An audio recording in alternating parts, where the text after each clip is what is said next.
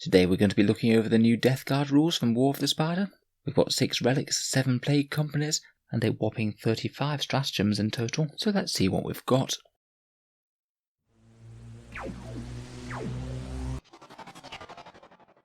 Hello and welcome back to Auspex Tactics, the strategy focused 40k channel, where we're all about getting the most out of our miniatures on the tabletop. Now 2020 already seems to have been a very good year for Nurgle, and I'm sure that's only set to improve with the update of the Death Guard rules. Death Guard are an army that have been struggling a bit over the course of 8th edition. They started out reasonably strong, but their units just haven't aged quite as well as some of the other army's counterparts, and they've not really received anything particularly new since their codex dropped right at the start of 8th. I feel like this book is a significant boost to their power, but it is one that comes at a slight opportunity cost, due to almost all the boosts being either stratagems that you need to spend command points on, or various auras and upgrades that you can also buy in with command points that you can give to your characters. 9th edition is looking like it's going to be more kind to elite armies in terms of command points though, which will certainly help them roll out all of these disease-ridden tricks. In the book we get 6 relics of decay. We have 21 generic stratagems for the Death Guard, not 14 as I've written here. Sorry, I missed a page when I was looking at the leaks. The 7 plague companies, much in the same fashion that the Custodies got shield companies this update, or the Thousand Sons got cults of magic back in their Ritual of the Damned. In order, the plague companies are the Harbingers, the Inexorable, Mortarian's Anvil, the Wretched, the Poxmongers, the Ferryman, and Mortarian's Chosen Sons. Each of these companies gets its own warlord trait, its own relic, and 2 stratagems each, meaning that in terms of options, the Death Guard got more than the vast majority of armies with this. Admittedly, you are only going to be able to unlock 2 of these with the plague companies, or at least 2 per detachment, but in terms of the options, they will be there if you think that they're the most important thing to build into your army. There's also the all-important name generator, without which you're going to really struggle to come up with names such as Diseasius Plagueface for your champions. So I thought we'd start out with these 6 relics of decay then. I was a bit surprised that there were only 6 of them, to be honest. Games Workshop seems to have been doing a very good job of throwing the number 7 into this book about as many times as you possibly can, and this just seems like a bit of a missed opportunity. In any case though, the Ague Stone is for a Lord of Contagion, and it gives him a -1 strength aura within 3 inches of him. An interesting little debuff this one, not too bad if you are thinking about venturing forward into close combat, but -1 strength is a little bit of a variable buff. It will really help out against certain opponents, but not so much against others. For example, Space Marines hitting Plague Marines in close combat will still be wounding on 5s, whether or not they're strength 4 or strength 3. Certainly though, not a bad defensive buff. Could be worse if you're thinking about building a very fighty Lord of Contagion, but I think it does compete with other more fighty or durable relics for the guy. Next we have All-Wither, which is a relic Bale Sword, and for those that aren't aware, Bale Swords are essentially power weapons with the Plague a special rule. This one's +1, AP -3 and damage 2, and it also ignores invul saves as well. So it seems to me like it's set up to be a pretty decent character killer all on its own. This is pretty much the perfect weapon to be going through Space Marine Smash Captains with Storm Shields. You'd be odds on to kill one in one turn with this.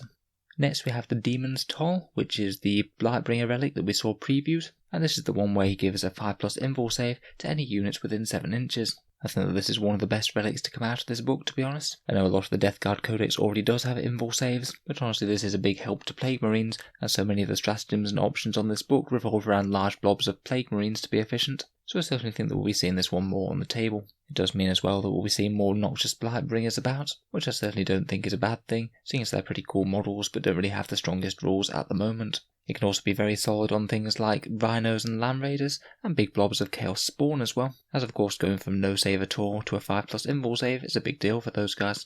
Next we have the Epidemesis Blade, which is a Hellforged sword upgrade, and a solid damage boost for a fighty Demon Prince from the Death Guard. The standard sword doesn't have strength +1, so he's strength 8 rather than strength 7, and that's a pretty important breakpoint, making you better against toughness 4, 7 and 8. It's also a plague weapon for the re-rolling wound rolls of 1, which is pretty handy against those toughness 4 units as well. And it also means to stack very well with the Arch Contaminator warlord trait, turning that to be 4 re-rolls to wound with the plague weapons, which will mean you're near guaranteed to wound almost anything in the game. And on top of that, you also get extra hits on 6s. A Demon Prince armed with one of these is going to be just very dangerous to any armoured targets. On average, he'll be getting about either 12 or 15 wounds on an enemy toughness 7 vehicle, even if he doesn't get Death to the False Emperor or anything. Those 3 small buffs just really add up.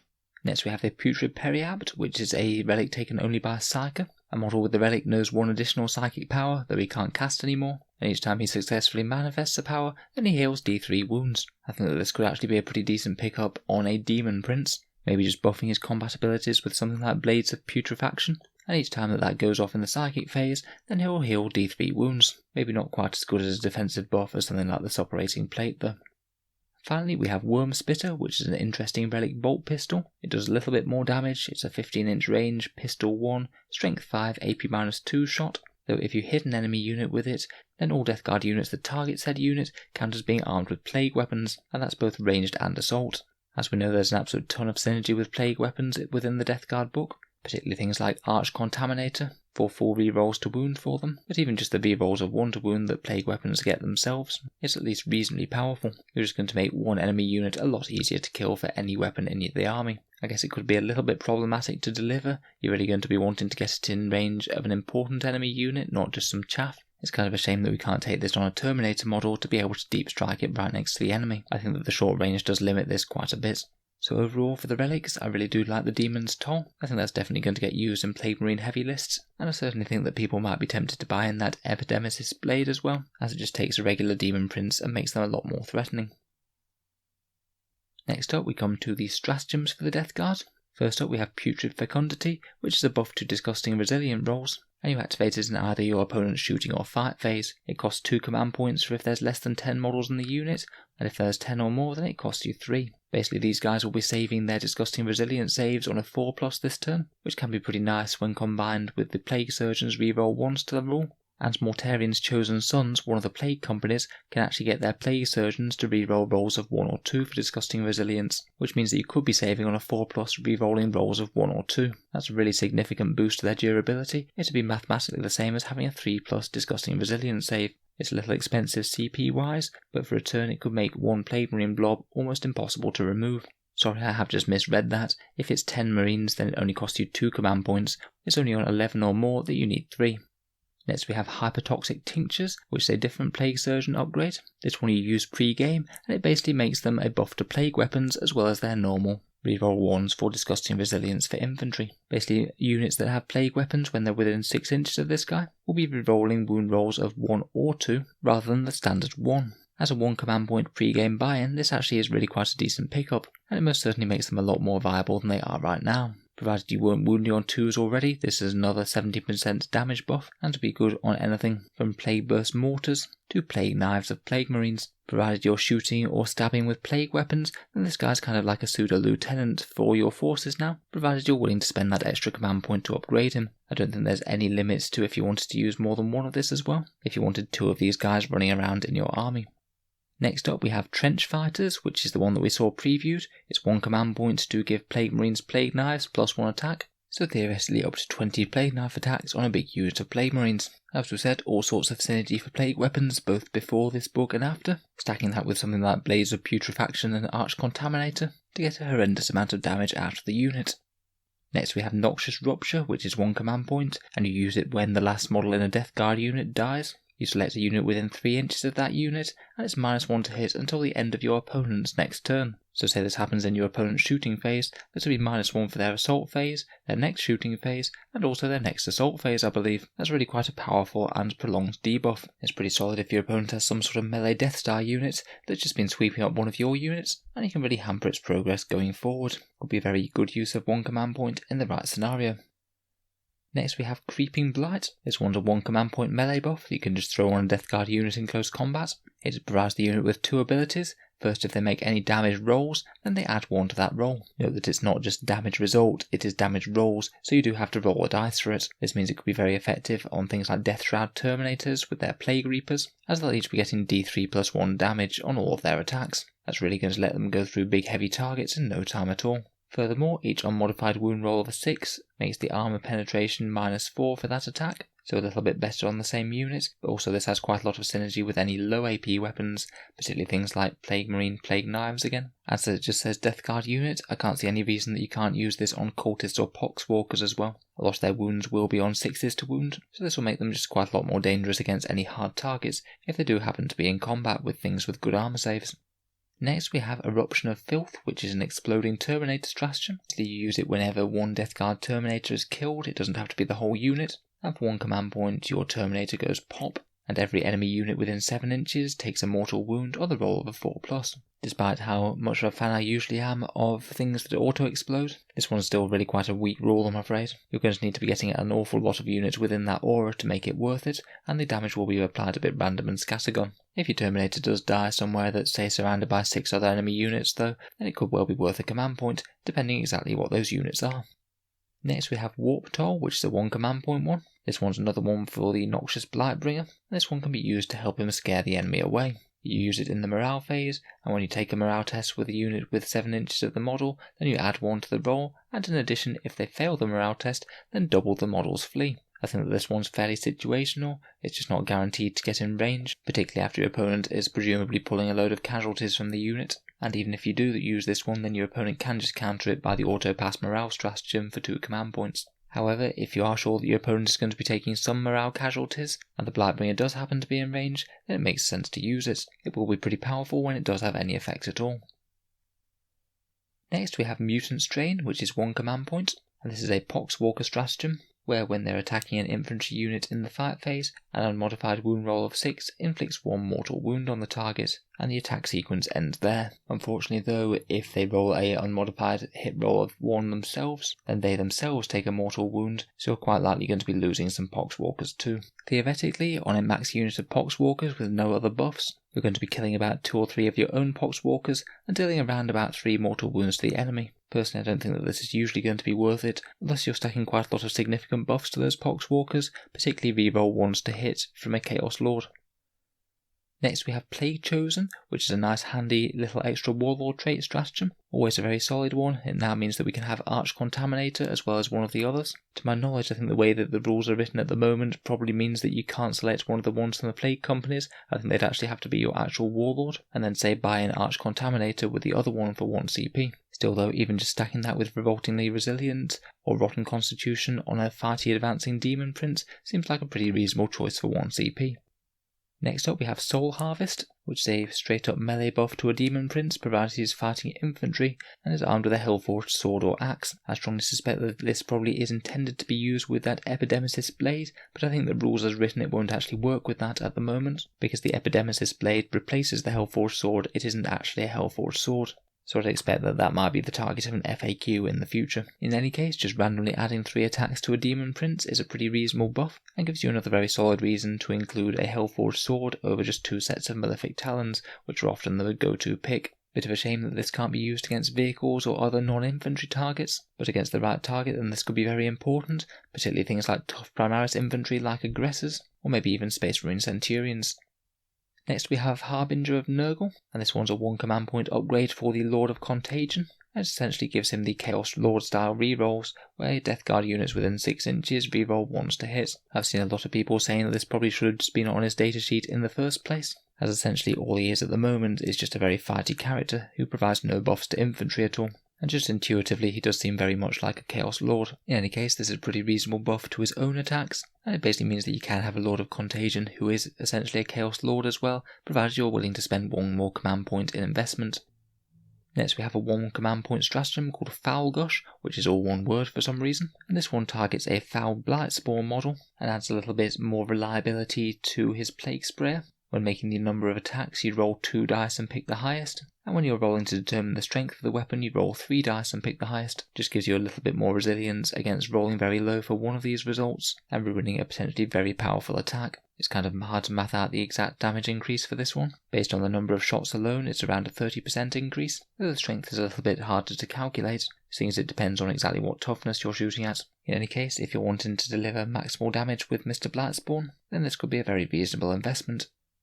Next we have Virulent Rounds, yet another way of putting the Plague ability on a weapon, and another way to buff up big units of Plague Marines. You use it in the shooting phase, and any bolt weapons that the Plague Marines are equipped with gain the Plague special rule, and also when they attack infantry. Any unmodified wound roll of 6 counts as AP -4 for that attack, so flat reroll wound rolls of 1 for 1 CP. Theoretically, on a max unit putting out 40 shots, you'd kill about 11 Orc Boys before, and you'd kill about 14 after this buff. It's a bit better against Space Marines due to that extra AP having a bit more of an effect. Obviously, making them plague weapons has all the synergies that we keep on talking about, Arch Contaminator being an obvious one, or hypertoxic tinctures from a nearby plague surgeon, and this one really synergizes quite well with the next stratagem as well. and this one is Relentless Volleys. Basically this one costs 1 or 2 command points and you use it in the shooting phase on Death Guard infantry. Bolters and the bolt profile of combi weapons become rapid fire 2, and any combi bolters that you have become rapid fire 3. If the unit contains 6 or more models then it costs 2 command points, but otherwise it costs 1. Again, pretty much most value on a big unit of Plague Marines once more. Theoretically, on our big 20-man unit of Plague Marines, we could now have 80 shots firing with bolter discipline, make them all plague weapons, make them all -1 on 6s, maybe even stack it with Veterans of the Long War and some other buff to plague weapons to reroll wounds, for good measure. Admittedly, that little combo would cost 4 command points on a big unit, but it really is turning some underwhelming damage output into something that's really quite deadly. Say if we use those 3 stratagems next to a Warlord with Arch Contaminator, who happens to be a Chaos Lord for reroll 1s to hit. In theory that's about 50 Orc Boys dead, or around 25 wounds on Space Marines with a 3+ save. Good to know that the standard rank and file of the Death Guard will actually be able to do some damage if you're willing to invest some command points. For our third page of stratagems, we have Miasmal Afflictions. This one's 2 command points and used at the start of a fight phase, and you select one enemy unit within 1 inches of a Plague Marine unit, and that unit subtracts 1 from its toughness. Certainly could be a very big deal if you're attacking them with plague knives and things. Wounding on 4s compared with wounding on 5s could be great if you're fighting something like aggressors, though I have to admit it is a little bit pricey at 2 command points. Sadly it does not stack with Mortarian's Toxic Presence, which gives a similar ability. Next we have Overwhelming Generosity, a 1 command point stratagem that you can use in the shooting phase. We saw this one previewed. It basically adds 6 inches to the range of plague weapons, which notably could be pretty helpful on Death Shroud Terminators and their Plague Spurt gauntlets, which are normally out of range on the turn that they deep strike in. Otherwise could be pretty good if you're just out of range with something like a Feet of Bloat drone and its Plague Spewers, and theoretically if you liked you could stack this with the Virulent Bolters to make all of your Plague Marines bolters 30-inch range, and you'd even be able to fire twice at that range with Bolter Discipline, and you could even double that with the other stratagem. To be honest, we've got so many buffs for these big units of Plague Marines now that it's going to be hard to know what to choose. Even with increased command points in 9th edition, we really do have quite a lot of potential stratagems that we could employ at the moment. For Hellbrutes, we have Fire Fever for 1 command point, and you have to use it on a Hellbrute with at least 2 ranged weapons, provided it shoots all of its ranged weapons against 1 target. You're allowed to reroll the hit roll for that Hellbrute, which I guess is going to be likely most powerful if you've equipped it with a missile launcher and a twin las cannon. Even so, it's never going to be all that good damage return on command points just because Hellbrutes are quite small, cheap units. I suppose it could have more use on the Forge World Dreadnoughts, though even so they do typically tend to hit on 2s anyway. Not likely to be used very much, I don't think, this one. Maybe a little bit more viable if you've got a -1 to hit up play. Next we have Parasitic Fumes for 1 CP on Mephitic Blight Haulers. Strangely enough, you need to remember to use this at the end of your movement phase, and then until the end of the turn, when you're allocating an attack to enemy models within 7 inches of the unit, then you improve the armor penetration characteristic of the weapon by 1. I guess this could be kind of helpful if they are trying to engage close range armor with those missile launchers, though of course their multi-melters don't really need it. I guess its biggest buff is probably to their Bile Spurt and Gnashing Maw if they do happen to be shooting and assaulting a nearby unit. I think this could certainly add up to be usable if you are taking a unit of 3 Blight Haulers and they are trying to engage an enemy unit that's pretty tough within 7-inch range.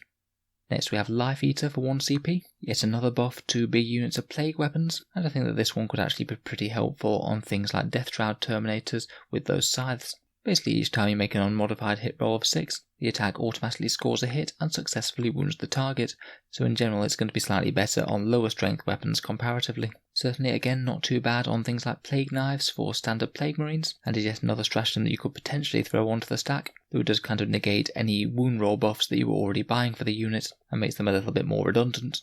Next we have Accelerated Entropy, and this one's a 1 command point one, and you select 1 Plague Burst Crawler from your army. Until the end of the battle, entropy cannons on that model and any other friendly Plague Burst Crawlers within 7 inches of that model are souped up with the ability that it makes them plague weapons, and also any damage rolls of 1 or 2 are counted as a 3 instead.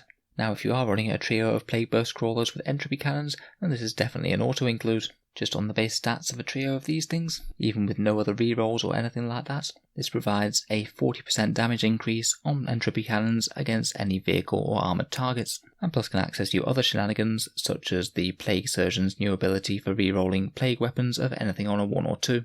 Plague Burst Crawlers are so tough that they're very unlikely to be going away any time throughout the game, so a pretty significant damage increase to the entropy cannons is a very good idea indeed, although unless you're positioning them in a clever way that means that this one isn't going to be targeted, the enemy will likely be trying to shoot the Plague Burst Crawler that's providing the buff first. If you wanted though, you could really buy this in on 2 of them just to get some reliability, as I think that the buff will generally add up to enough extra wounds on vehicles over the course of the game if that's what you happen to be fighting. Certainly makes the Plague Burst Crawlers weapons just a little bit more of a choice. In general I tend to prefer the Plague Spitters, but with those added rules the Entropy Cannons certainly gain a lot. Finally, we have Contaminated Monstrosity, which is a 1 command point stratagem that allows you to bestow Disgusting Resilience on 1 Death Guard unit. You can't use it on Chaos Cultists or on Titanic units. If the unit has 12 wounds or less, then it costs 1 command point, and if it has 13 or more, then it's 2 command points. Disgusting Resilience essentially adds an extra 50% durability to any unit that gets it, so it's pretty easy to calculate how many equivalent wounds that you're going to be throwing into your army at the cost of 1 or 2 command points. It could be pretty funny on a big unit of Chaos Spawn, for example, particularly as in combination with that Noxious Blightbringer you could be having Spawn with a 5+ Invul save and a 5+ Feel No Pain tap save. They're certainly not going to be going anywhere very quickly whatsoever, and are very cheap as well. It's pretty solid on things like Chaos Predators, Rhinos, or maybe even Land Raiders, and you could also use this on Hellbrutes of any mark. I think it might actually be the Forge World options that gain the most out of this. You could have a Contemptor Dreadnought with a 5+ Disgusting Resilience roll for just 1 command point, which is a pretty easy upgrade to make in my opinion, or a Leviathan Dreadnought for it for just 2 CP. If you wanted to go very silly indeed, then you could think about putting it on a Fire Raptor gunship for 2 command points, and perhaps combine it with the 5+ Invul save from the Noxious Blightbringer to give a 5. I think a lot of these stratagems will certainly be seeing play, particularly with the massive influx of command points the Death Guard are likely to see with 9th edition compared with what they have now. I think the extra Warlord trait will pretty much be an auto-include, very likely to pay back the 1 command point investment in it. Harbinger of Nurgle makes Laws of Contagion far more viable, as does Hypertoxic Tinctures for the Plague Surgeon. In general though, I'm really quite impressed with just how many options the Plague Marines have got out of this. There's just quite a lot of good stuff that can be stacked for them, both in the shooting phase and in the fight phase, with things like Trench Fighters and Creeping Blight. I think that the stratagems are trying to incentivise a more Plague Marine focused Death Guard army, which is certainly no bad thing in my mind. Next we get on to those Plague Companies then, which is a similar sort of format to the ones that we've seen before for the Thousand Suns and the Shield Host for Custodies now. Basically each detachment can take a Plague Company, and you can have different ones within the same army. Mortarian, special characters, Poxwalkers and Cultists don't get the Plague Company keyword, unless otherwise stated. And if you have a Warlord of that Plague Company, then they can take the Warlord trait and also the Relic. Much like the Custodies, I think that the Warlord would actually have to be your actual Warlord to be able to use the trait. It's just worded in a slightly unhelpful way, and I don't think that you can buy that or the Relics in with the stratagems from the Codex. So basically if you want these, they'd have to be your actual Warlord and Relics, and then you'd buy in the other ones that you want with the stratagems. The first Plague Company are the Harbingers, ruled over by Typhus the Traveller, and their ranks are infested with the Zombie Plague, including Shamble Rot, the Groaning, and the Biter's Pox. If Typhus is in any detachment, then that detachment must be a Harbinger's detachment, and this company also gives the Harbinger's keyword to Poxwalkers, the only one that does. Their Warlord trait is Shamble Rot, which means that if this Warlord kills an infantry model, you can add 1 Poxwalker to a Harbinger's Poxwalker unit within 7 inches of the Warlord. If the unit had already taken casualties, then you can put this Poxwalker on the table for free, but if it takes it over its starting unit size, then unfortunately you must pay reinforcement points. For me, I think that this one's quite cool and fluffy, but to be honest I don't think it's actually the most useful. It sort of relies on you fighting alongside Poxwalkers that have taken casualties, and any number of things might go wrong with the synergies. Either the Poxwalkers or the character might die, and it relies on you being in combat with infantry, which you might not be against any given opponent unfortunately. It really is quite fun and thematic though. Their relic is the Rot Skull Bomb, and it can only be taken by models equipped with Blight Grenades. This one's a lot more dangerous than standard Blight Grenades. It's a 6-inch range grenade 2d3 weapon with strength 5, AP -2 and damage 2. Furthermore, it automatically hits the opponent. This is very short ranged indeed, but it's going to be very strong against things like Primaris Marines, killing around 2 intercessors every time you throw it. Again, I'm afraid I don't think that this is very likely to be taken, just because a 6-inch range really is pretty killer. Most of the time I think that you're going to be better off buffing their close combat abilities if they're getting that close.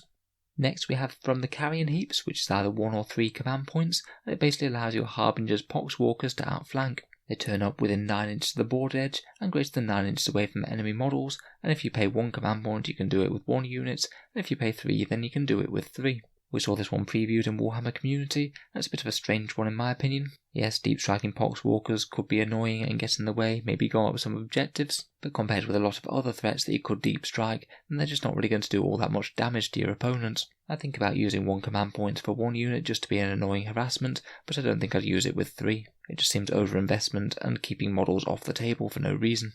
Finally, we have Life Beyond Death for 1 command point, which is a little damage dealing one that you can use when the last model in a Harbinger's unit is destroyed. If it was destroyed as part of a melee attack, then the model that killed it takes D3 mortal wounds, apparently as the plague-infested warrior keeps on clawing at the opponents long after his death. Not really overwhelming in terms of mortal wound damage output. I'd say the best use of this one is if you have an enemy character that's almost dead, or maybe a vehicle or something that's on a few wounds left. This could be a nice cheeky way to finish it off for 1 command point, so it's not a threat that you need to worry about anymore. For me, this stratagem is probably the strongest thing about the Harbingers, and while their rules are pretty fun, I think that the only real reason to take them competitively is probably to get Typhus.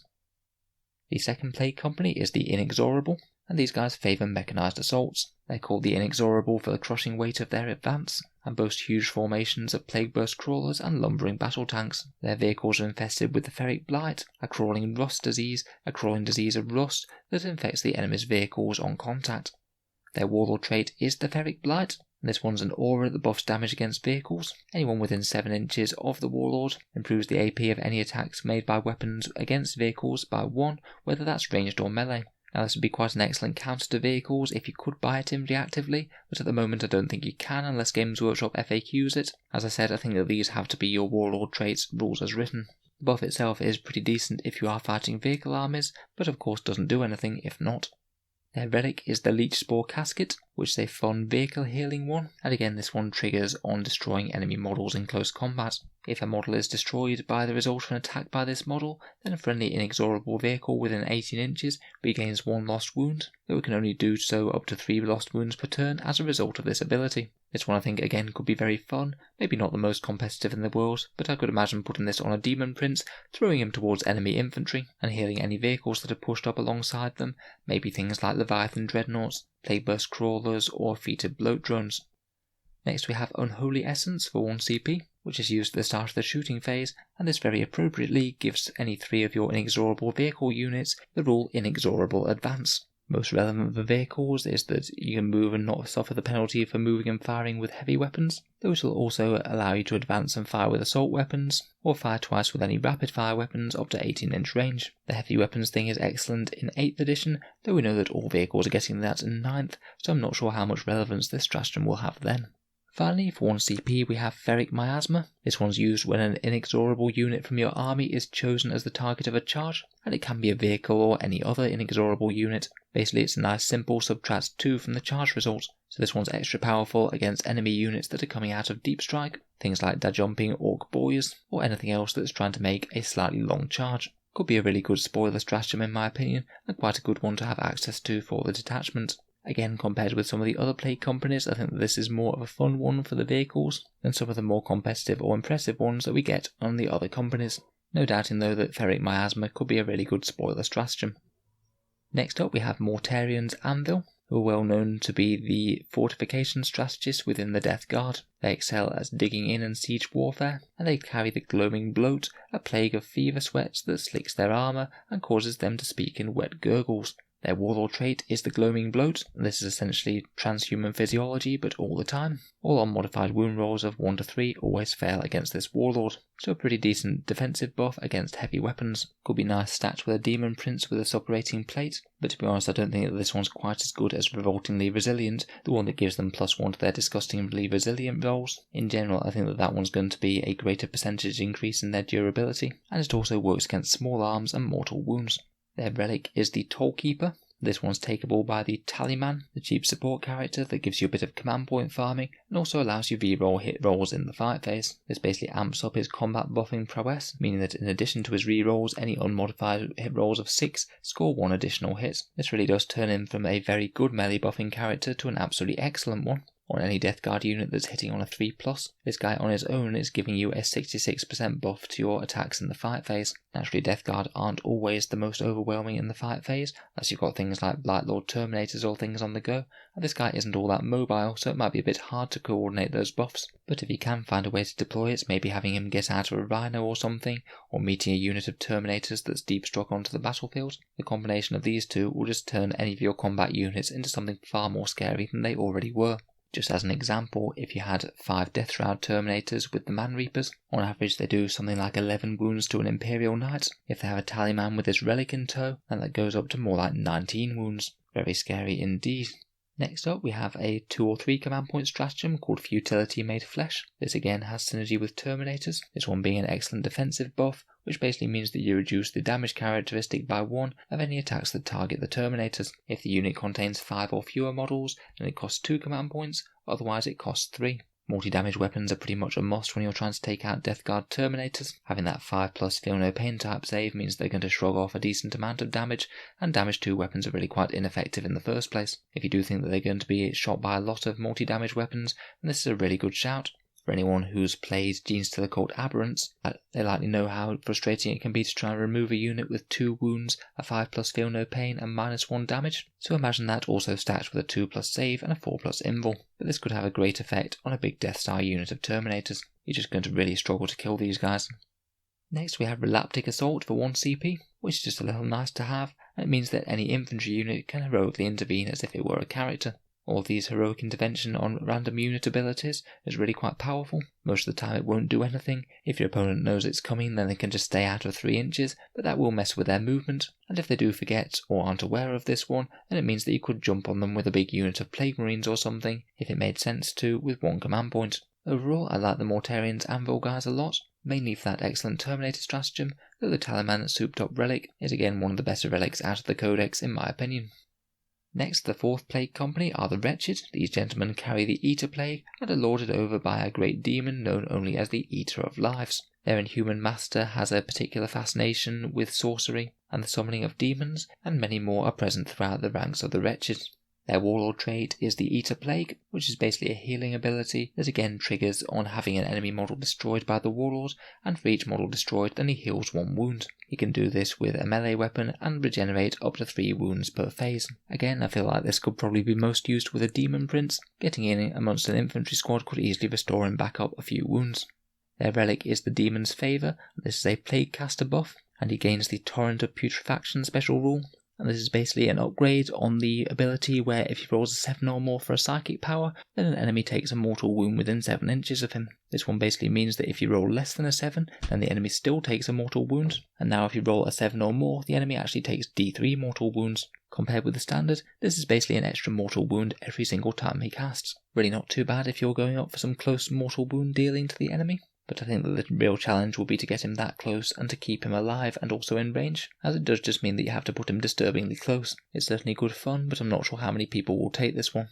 For their stratagems, they have the Rotted Veil, which interestingly enough is a summoning buff, and as it goes really quite a good one. Summoning is not used very much. It can basically be used to add in units of demons reactively based on the opponent's army. So theoretically you could think about summoning up a unit of Plague Bearers if that was more use, or a unit of Plague Drones if you wanted them, and it can also be a reasonable way to deploy them within 9 inches of the enemy for an attempted charge. This one gets around one of the major weaknesses of summoning in that the character has to stay still, and if you use the Rotted Veil then they can move and then summon after moving. I believe it also allows you to summon after you've deep struck this turn if you really want to. Furthermore, when you're rolling the dice for the summons, then you just roll 1d6 and add 7 to the result, meaning that you're not ever going to take mortal wounds from the summoning. It's a very reliable summon, so you know that you're going to be able to certainly summon in certain things. If you did want to summon Nurgle demons, then this is pretty much a great way of doing so. I suspect theoretically this could be used to counter enemy units by summoning in the exact thing that you need to counter them, but still, given all that, I'm not sure how much is going to be used in game with how summoning works at the moment. The other stratagem, however, is just flat out really good. 1 command point for 7-fold blessings basically makes you have an elite Psyker on the board. You select 1 Wretched Psyker model from your army, and until the end of the battle, when a psychic test is made for the model, you can reroll 1 of the dice. It just means that he's going to be a far more reliable caster all game long, and it might save you a few command points over the course of the game if you have powers that you absolutely need to go off, and you could even fish for higher cast results, making your powers harder to deny. You can only use it once per battle, so only 1 elite Super Psyker, but I think that this is a pretty reasonable buff to either a sorcerer or a malignant plague caster. So for the Wretched, I think that the best reason to take these guys is the 7-fold blessings stratagem. It just makes one of your Psykers into a Super Psyker, and I suppose you could stack that with the Demon's Favour relic if that Psyker happens to be a malignant plague caster who you're thinking about throwing towards the enemy lines. I'd say this one's pretty much an auto pickup if you're not planning on making any other big use of the other plague companies and you do have a sorcerer or a plague caster in your detachment.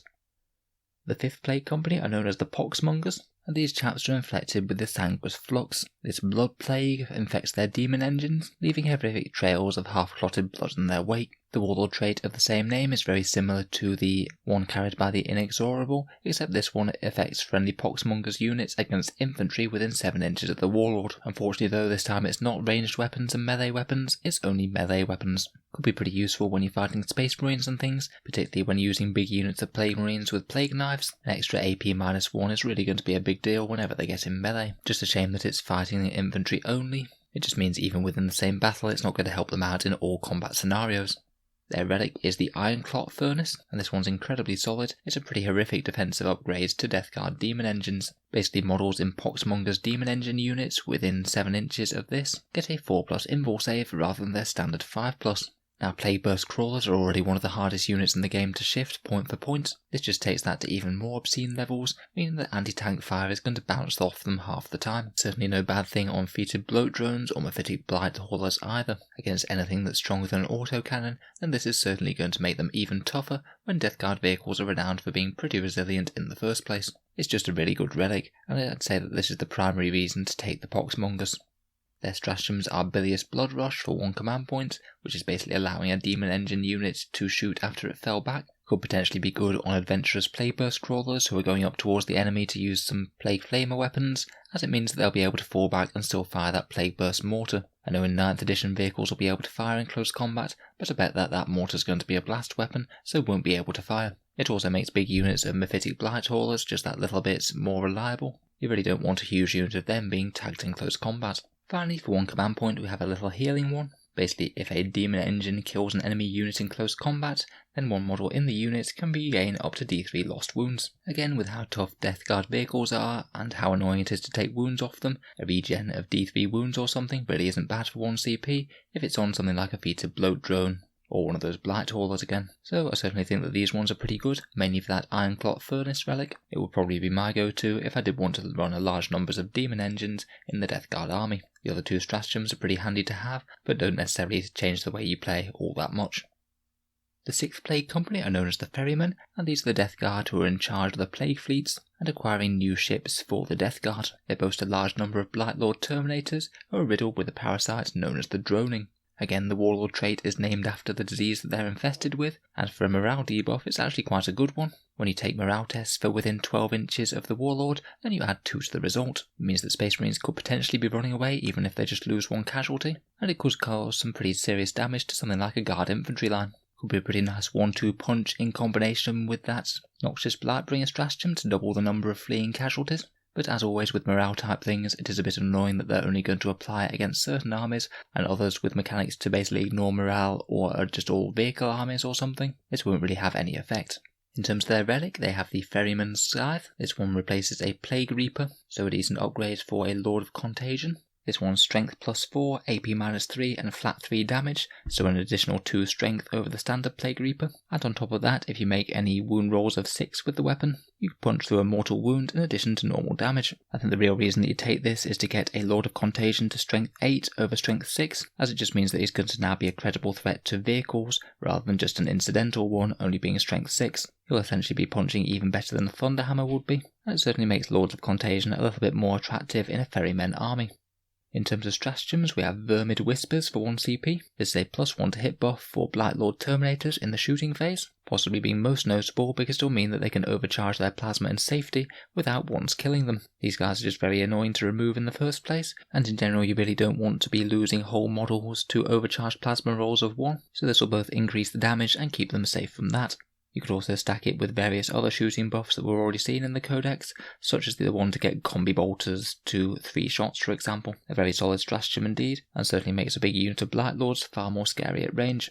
Finally, for 2 CP we have On Droning Wings, and for 2 command points you upgrade a unit's aura abilities to be an extra 7 inches in range. The only thing that it doesn't work on is a Lord of Contagion's Nurgle's Gift. It could honestly be pretty nice on a whole host of different units, this one, particularly on some of the powerful buff bubbles that we've got access to now. It could allow your Death Guard units to get a 5+ invul save over quite a lot of their entire army, if you did want to spread out your Plague Marines out a bit on the first turn or 2. 2 CP per turn is quite a lot, and I don't think you'd be wanting to do this turn on turn, but for one important turn it could well be worth it.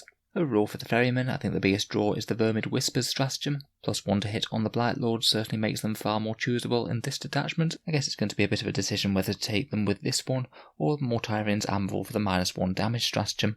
Both are pretty good.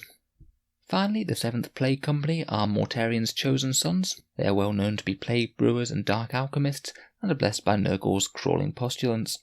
The Warlord trait of the same name gives him a bit of a durability increase with -1 to hit, and also if enemy units fall back from the Warlord and don't have the fly special rule, then on a 2+, the unit suffers D3 mortal wounds. Seems pretty decent on a advancing Demon Prince, for example. Certainly rewards you for tagging enemy units. The durability buff, however, I do think is still inferior to Revoltingly Resilient for the 4+ Feel No Pain, at least in the majority of cases when you're not fighting against Ballistic Skill 4+ armies. Their relic is Vomitrix, which is a relic plague sprayer, the one that's carried by the Foul Blightspawn, and is a pretty solid upgrade on the weapon. Rather than being Assault D6, it's just Assault 7, and rather than being random strength, it's flat Strength 7, AP -3, though it is 2 damage rather than damage 3. In general, even against vehicles, this is going to be a solid upgrade, as the number of shots on average has doubled, but the damage characteristic hasn't halved. It is going to be far more powerful against enemy infantry though, particularly things like Primaris Marines, where it's going to just go through very, very easily indeed. Certainly a pretty reasonable pickup if you are thinking about bringing in one of these guys in a Mortarian's Chosen Sons army. The Mortarian's Chosen Sons can upgrade their Plague Surgeons with Alembical Narthesium. You use this before the battle on a Plague Surgeon, and you can use it on more than one if you want to. And you reroll any Disgusting Resilient rolls of 1 or 2 with the Plague Surgeon, which as we mentioned earlier could combine very nicely with the +1 to Disgusting Resilient rolls that you can buy in with a stratagem for Plague Marines. Combined with that Toxins ability that he gets that can allow Plague Weapons to reroll wound rolls of 1 and 2 as well. Provided you're willing to spend a couple of command points in upgrading him, then it makes a Plague Surgeon a far better choice than a Mortarian's Chosen Sons army compared with others. Finally, for 1 command point we have Plague Brewers, which upgrade Plague Belchers, Plague Spurt Gauntlets and Plague Spewers, all to have a damage characteristic of 2 rather than damage characteristic of 1. Could be pretty nice when combined with Overwhelming Generosity to give an extra 6 inches to Plague Spurt Gauntlets and get them firing right from the turn that they come in.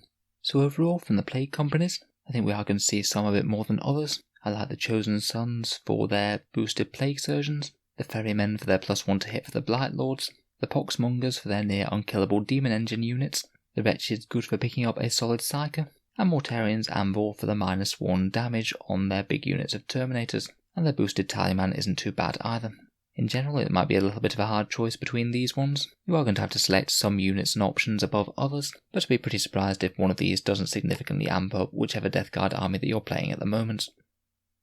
So overall, for the Death Guard content from War of the Spider, they've got an absolutely obscene amount of new options, though the vast majority of them do seem to be in stratagems of one sort or another, so they're all going to slightly compete with each other a bit. I think the sheer amount of options is a little bit overwhelming, and you're going to have quite a good grasp of what sort of buffs your units can get, to be able to choose which one is actually best for the given scenario. More relics are always pretty solid options. I really like the 5+ invul save, as I've already mentioned. The stratagems give us a ton of synergies with Plague Marines, as well as disgustingly resilient on whatever unit you choose, and the Plague Companies all give specific buffs to certain units, as we've already mentioned.